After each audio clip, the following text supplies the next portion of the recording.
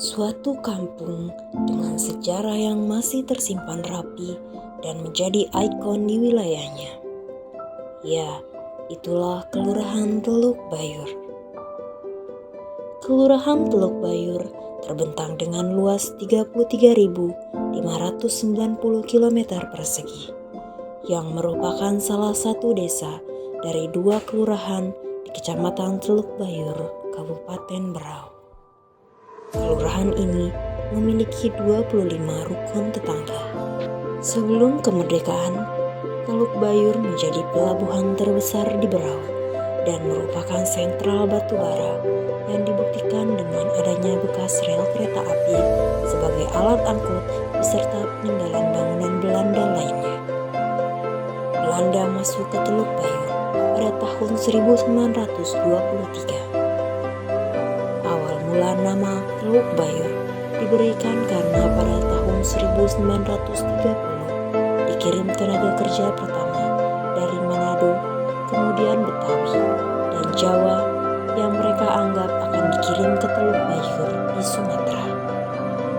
Secara geografis, Teluk Bayur mempunyai batas wilayah. Pertama, di sebelah utara berbatasan dengan Sungai Sega.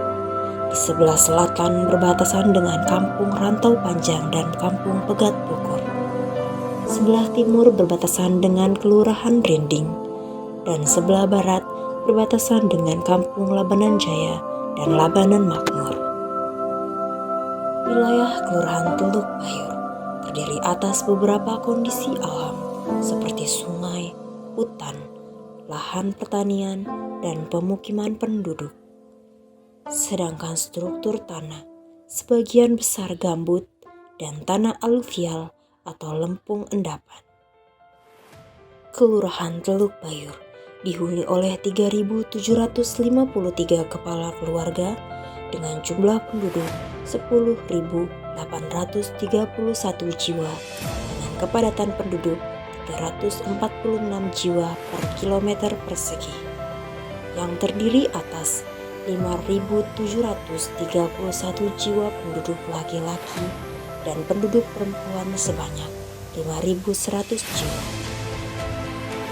Warga di Kelurahan Teluk Bayur bermata pencarian sebagai petani, TNI, wira swasta, pegawai negeri sipil, peternak, nelayan, dan lain-lain. Kelurahan Teluk Bayur memiliki beberapa fasilitas pendukung, yaitu pertama, fasilitas pendidikan. Di Teluk Bayur terdapat taman kanak-kanak, PAUD, sekolah dasar, dan sekolah menengah pertama, hingga sekolah menengah atas. Di Teluk Bayur juga terdapat fasilitas kesehatan berupa puskesmas yang menjadi pusat penanganan kesehatan masyarakat di Teluk Bayur. Di samping itu, terdapat juga posyandu yang melayani masyarakat di sekitarnya. Kemudian, terdapat juga pasar kampung. Kelurahan Teluk Bayur mempunyai satu pasar kampung yang berperan penting dalam memfasilitasi kegiatan perdagangan di Teluk Bayur dan sekitarnya. Pasar ini beroperasi pada pukul 6 pagi hingga pukul 16 WITA dan menjajakan hasil pertanian hingga produk-produk olahan masyarakat setempat.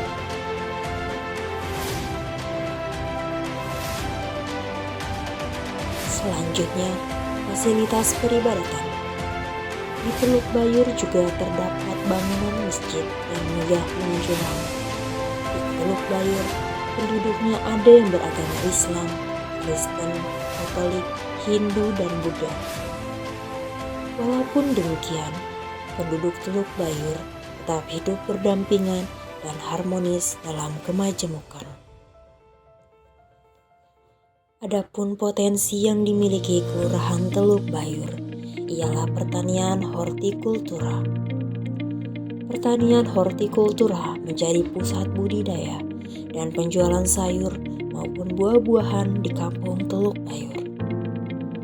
Komoditas hortikultura yang dihasilkan antara lain sawi hijau, kangkung, selada, tomat, semangka, dan jeruk.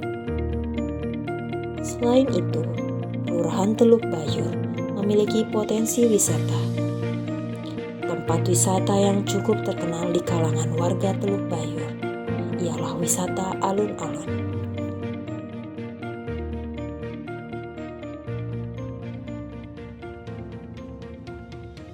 Assalamualaikum warahmatullahi wabarakatuh. Selamat sore dan salam sejahtera. Ya kan? Kalau terkait dengan masalah Kelurahan Teluk Bayur, ya kan? Bahwa Teluk Bayur ini kan sejarahnya unik dan keberadaan Teluk Bayur ini sudah dikenal sejak zaman kolonial Belanda. Belanda sudah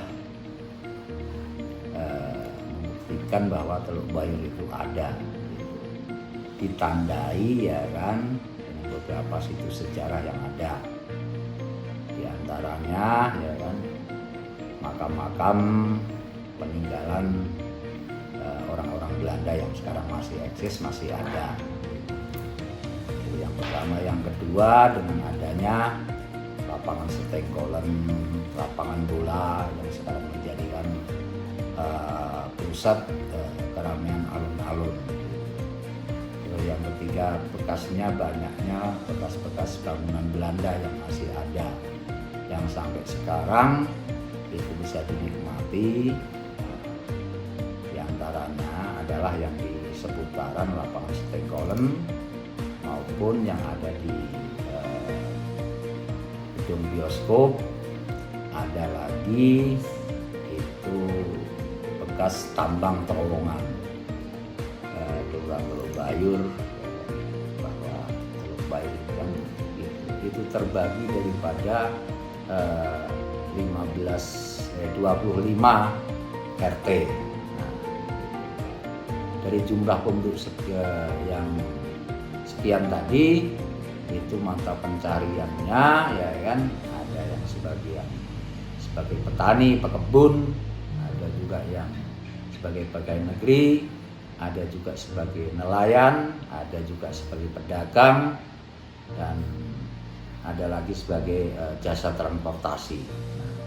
Tapi sebagian banyak penduduk kita ini ya kan ada yang berkebun dengan karyawan daripada perusahaan dan pedagang, sebagian juga sebagai nelayan.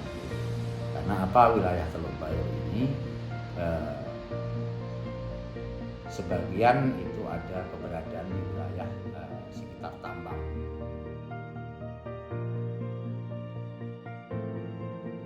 Salah satu usaha kecil menengah yang ada di Kelurahan Teluk Bayur adalah usaha hidroponik milik UKM Badiwata.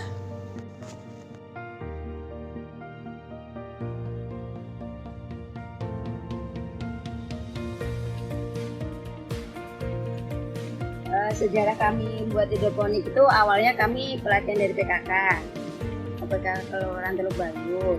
Terus kita akhirnya berhasil satu kelompok kemarin itu orang 5, cuma yang menekuni alhamdulillah kami. Jadi kami termasuk di UKM Badiwata. Jadi tujuannya untuk meningkatkan ekonomi keluarga kita, juga untuk kebutuhan lingkungan masyarakat, bagus juga untuk anak-anak kita. Sejarahnya itu kalau ini lebih bagusnya untuk kedepannya lebih masih banyak, kalau bisa lebih besar. Ini ada selada, pokcoy, sledi, kale. Cuma kebetulan kalenya nggak kita produksi lagi karena tempat tidak mencukupi. Ya sementara selada, pokcoy, seledri. Itu kalau seledri, alhamdulillah tiap hari hitungannya kualan juga kami melayani pasar sama selada. Cuma alhamdulillah kita dulu awalnya kecil, sekarang sudah ada 4 tempat. Ya untuk kedepannya lebih bagus, apalagi untuk petani-petani muda ini lebih.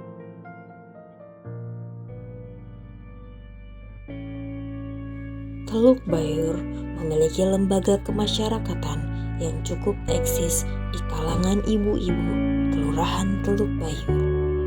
yaitu PKK. Lembaga PKK memiliki banyak kegiatan yang mendukung inovasi dan kreativitas masyarakat Teluk Bayur.